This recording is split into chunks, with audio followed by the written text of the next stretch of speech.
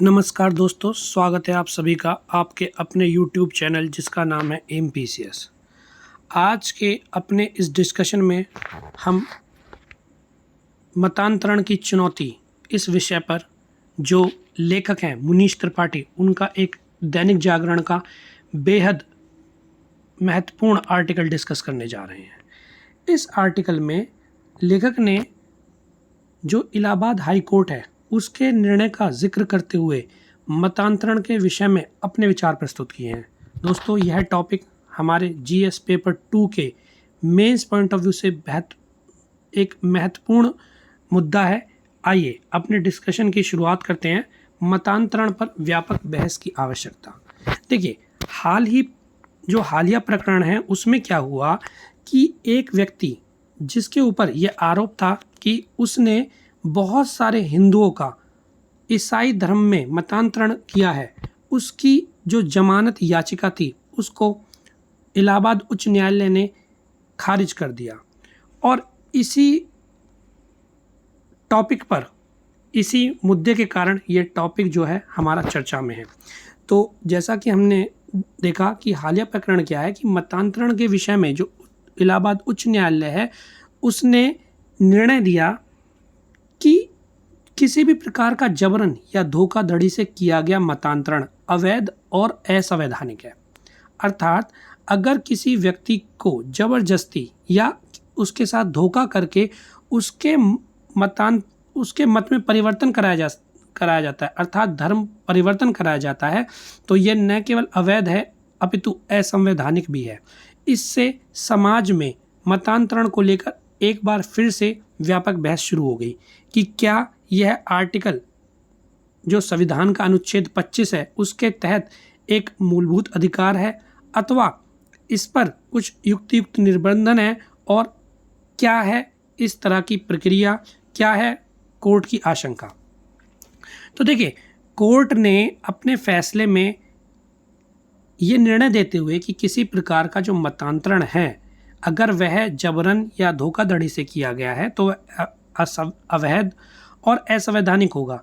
इस निर्णय के साथ ही यह आशंका भी व्यक्त की कि अगर इसी प्रकार से अर्थात धोखाधड़ी और जबरन से मतांतरण होता चला गया तो एक समय भारत में ऐसा भी आ सकता है कि जो भारत की बहुसंख्यक आबादी है वो एक दिन अल्पसंख्यक बन जाए।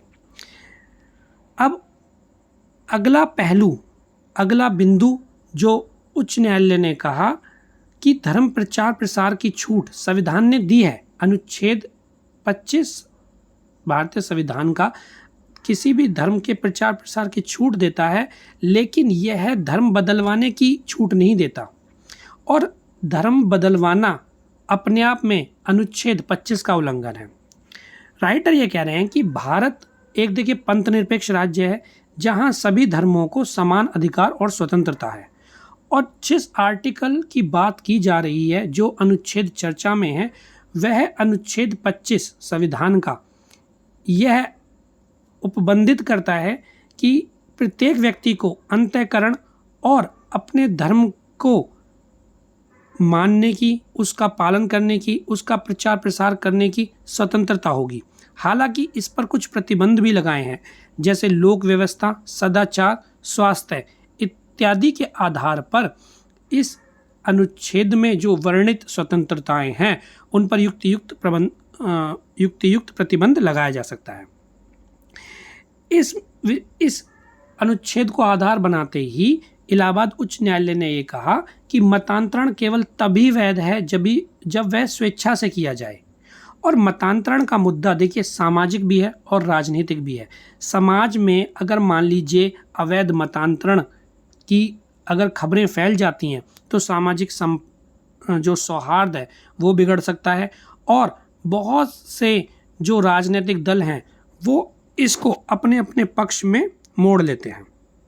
अगर अब बात करें मतांतरण की तो देखिए 1926 में सबसे पहले मध्य प्रदेश सरकार ने मतांतरण की जो घटनाएं हैं उनकी जांच के लिए एक समिति का गठन किया था, जिस समिति के अध्यक्ष थे भवानी शंकर नियोगी। इस समिति को नियोगी समिति भी कहा गया। इस समिति ने मतांतरण पर व्यापक शोध किया और बहुत सारे घटनाओं का विश्लेषण करने के उपरांत यह पाया कि मतांतरण के बहुत कारण हैं, जिनमें से प्रमुख कारण है गरीबी। अर्थात अगर कोई व्यक्ति गरीब है तो उसे धन का प्रलोभन देकर, अशिक्षित है तो उसे आसानी से गुमराह करके, और यहाँ तक कि चिकित्सा सुविधाओं की कमी भी मतांतरण का प्रमुख कारण है। जो ईसाई मिशनरी थी उनके द्वारा इन सुविधाओं का लालच देकर एक बड़े पैमाने पर आबादी को ईसाई आबादी में परिवर्तित किया गया।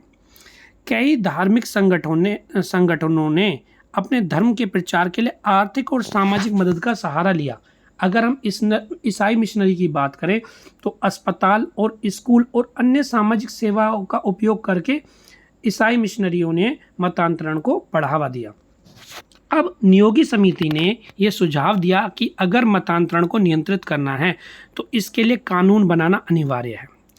अब देखिए, जब 1956 में यह समिति गठित की गई थी तो मध्य प्रदेश और उड़ीसा जैसे जो क्षेत्र थे, उस समय छत्तीसगढ़ मध्य प्रदेश से अलग नहीं था, तो मध्य प्रदेश और छत्तीसगढ़ जहां आदिवासी बहुल इलाका था, वहां ईसाई मिशनरियों द्वारा बड़े पैमाने पर व्यापक धर्म परिवर्तन या अवैध मतांतरण किया जा रहा था।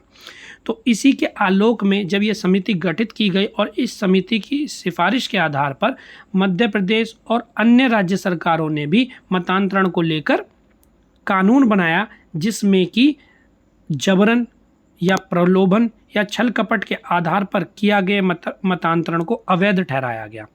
लेकिन जो ईसाई मिशनरियां थीं उन्होंने इस कानून को चुनौती दी स्टेनलिसवाद में। उन्होंने ये तर्क दिया कि जो धर्म के प्रचार की स्वतंत्रता भारतीय संविधान अनुच्छेद 25 के माध्यम से देता है, उसमें धर्म संपरिवर्तन का अधिकार भी सम्मिलित है। क्योंकि अनुच्छेद 25 क्या कहता है कि प्रत्येक व्यक्ति को अपने अंतःकरण की स्वतंत्रता, साथ ही अपने धर्म के प्रचार प्रसार की स्वतंत्रता है। तो वो जो ईसाई मिशनरियां थी उन्होंने ये तर्क दिया कि धर्म के प्रचार में धर्म संपरिवर्तन का अधिकार भी सम्मिलित है, अर्थात मतांतरण अवैध नहीं होना चाहिए। तो न्यायालय ने यह कहा कि आपका जो तर्क है यह सही है कि धर्म के प्रचार में धर्म संपरिवर्तन अर्थात अपने धर्म का प्रचार और उसे प्रसार करने की, अर्थात बहुत सारे लोगों को के मतांतरण द्वारा अपने धर्म को के प्रसार की स्वतंत्रता है, उसका अधिकार आपको है। लेकिन यह जो संपरिवर्तन है यह छल कपट, प्रलोभन, धनबल, छलबल इत्यादि के आधार पर नहीं होना चाहिए। धर्म संपरिवर्तन तभी वैध है, तभी संवैधानिक है, जब आप अपने धर्म के सिद्धांतों और अच्छाइयों के प्रसार द्वारा लोगों तक उस धर्म को पहुंचाएं और लोगों में अपने अंतःकरण से उस धर्म को मानने अथवा अपनाने के प्रति एक लालसा प्रकट हो, तभी उस तरह का जो धर्म परिवर्तन है वो वैध माना जाएगा। धर्म संपरिवर्तन में कहीं भी छल कपट, प्रलोभन, लालच, छलबल इस तरह की कोई भी अगर संलिप्तता पाई जाती है तो यह क्या होगा? अवैध होगा, असंवैधानिक होगा। और ऐसा करना स्वयं अंतःकरण की जो स्वतंत्रता 25 है उसके विपरीत है। क्योंकि अनुच्छेद 25 क्या कहता है? अंतःकरण की स्वतंत्रता। अंतःकरण से आशय है कि व्यक्ति अपने मन से, अपनी अंतरात्मा से ईश्वर के साथ उस संबंध को जिस तरह से वो चाहता है उसको माने। और अगर मान लीजिए इस तरह का अधिकार हर धार्मिक संप्रदाय को मिल जाता है तो इससे स्वयं लोक व्यवस्था पर एक खतरा उत्पन्न हो जाएगा, जो कि अनुच्छेद 25 पर युक्ति युक्त निर्बंधन की एक प्राथमिक शर्त है। तो अगर मान लीजिए धर्म संपरिवर्तन को लेकर, मतांतरण को लेकर कोई भी क्वेश्चन आपके एग्जाम में बनता है तो यहाँ आपको दो चीज़ों को मेंशन करना बहुत अनिवार्य रहेगा। 1956 में मध्य प्रदेश सरकार द्वारा गठित नियोगी समिति जो कि मतांतरण की घटनाओं की जांच के लिए थी, और उसके उपरांत स्टेनलिसवाद, जिसमें न्यायालय ने यह स्पष्ट कर दिया कि धर्म के प्रचार प्रसार में धर्म संपरिवर्तन अर्थात मतांतरण का अधिकार तो सम्मिलित है, परंतु यह छल कपट प्रलोभन इत्यादि के आधार पर नहीं होना चाहिए। तो दोस्तों, आशा करते हैं आपको हमारा डिस्कशन पसंद आया होगा। जल्द ही एक टॉपिक के साथ आपसे पुनः मुलाकात होगी। तब तक पढ़ते रहिए। जय हिंद।